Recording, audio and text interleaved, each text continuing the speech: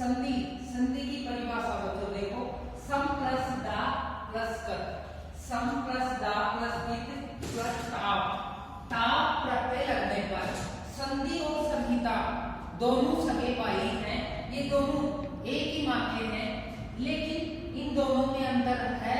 संहिता ताप प्रत्यय लगने पर संहिता स्त्रीलिंग में होता है, जबकि संधि पुल्लिंग का होता है। ताप प्रत्यय लगने पर ये इनसे अलग हो जाती है। दोनों का एक ही अर्थ होता है, वही समुच्चरक इसमें, वही समुच्चरक इसमें, वही धातु इसमें, वही धातु इसमें, वही प्रत्यय इसमें, वही प्रत्यय इसमें, लेकिन यहाँ ताप प्रत्यय लगने पर ये पुल्लिंग का रूप और वो स्त्रीलिंग का रूप हो जाता है। दोनों एक ही हैं, लेकिन दोनों में अंतर ये लिखना ही है, ये पुल्लिंग का रूप और वो स्त्रीलिंग का रूप। जब हम परिभाषा की बात करें, कक्षा 10 में बोर्ड के पेपर में मान लो संधि की जगह संहिता लाए, संधि की जगह संहिता शब्द आने पर भी संहिता का अर्थ ही संधि होता है। दोनों का एक ही मतलब होता है। संधि की परिभाषा की हम बात करें तो परिभाषा 3 प्रकार की है। पहली परिभाषा है पर सन्निकर्ष संहिता, पर सन्निकर्ष संहिता, पहले वाले वर्ण और बाद वाले वर्ण को पास में लाना, सन्निकर्ष पास में लाना ही संहिता, संहिता या संधि कहलाता है।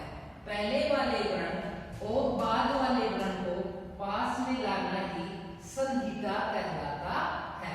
यहाँ देखो वर्ण, पद, शब्द, देखो इनमें अंतर क्या है। वर्ण, पद, शब्द, वर्ण, पद, शब्द, इनमें देखो वाक्य, वाक्य किसकी करें हम, दो पहले वाले वर्ण और बाद वाले वर्ण को पास में लाना ही संहिता कहलाता है। वाक्य पूरा होता है, जैसे राम जयपुर जाता है, यही एक वाक्य है।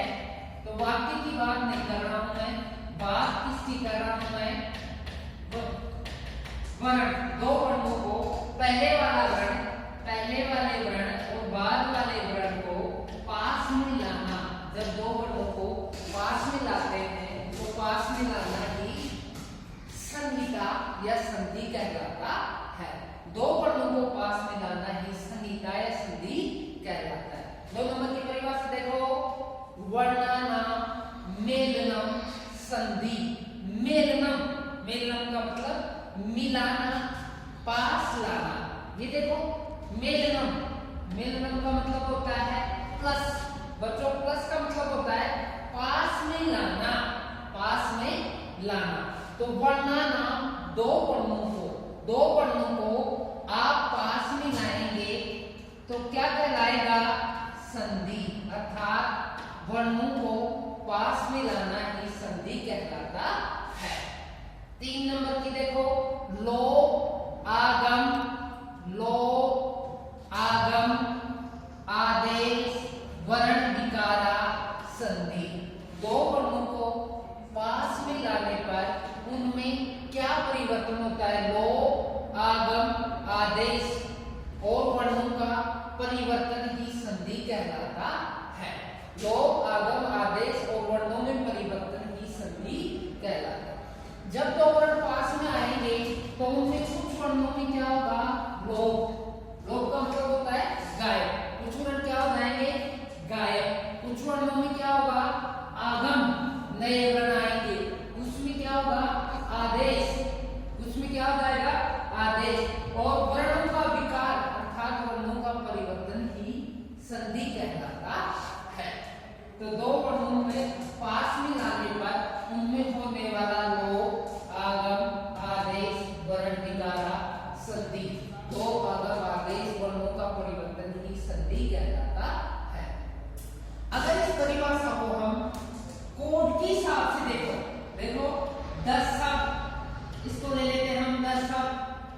इसको ले लेते हैं हम 20 शब्द और इसको ले लेते हैं हम 30 शब्द। 30 शब्द ये मान लो छोटी परिभाषा, ये उससे बड़ी परिभाषा, ये उससे बड़ी परिभाषा।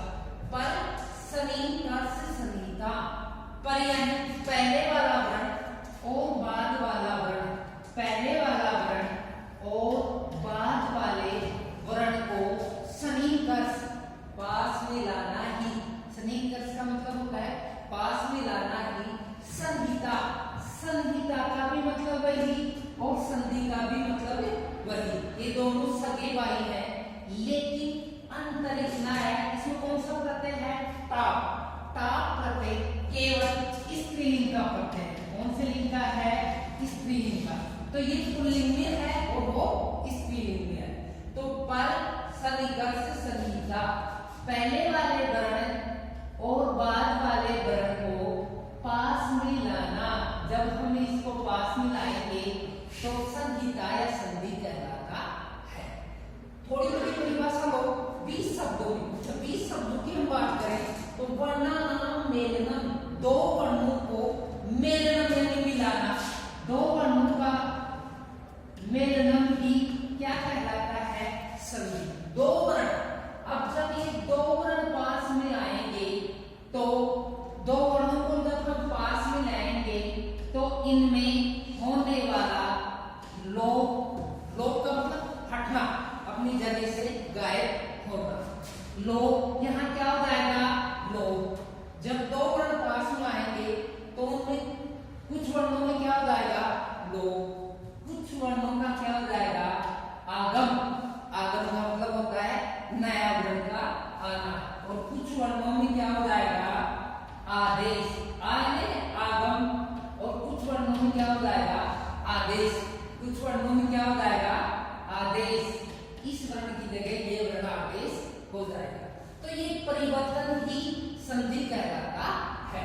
तो कोड की हम बात करें, मान लो ए बी और सी, तीन कोड बांट लेते हैं। तो कोड ए 10 शब्दों में, कोड बी 20 शब्दों में और कोड सी 30 शब्दों में। अब कोड की बात करें, जैसे मान लो संधि की परिभाषा दो, एक कोड का मतलब है सीधा साधा, दो वर्णों को, पहले वाले वर्ण और बाद वाले वर्ण को पास में लाना ही क्या कहलाता है?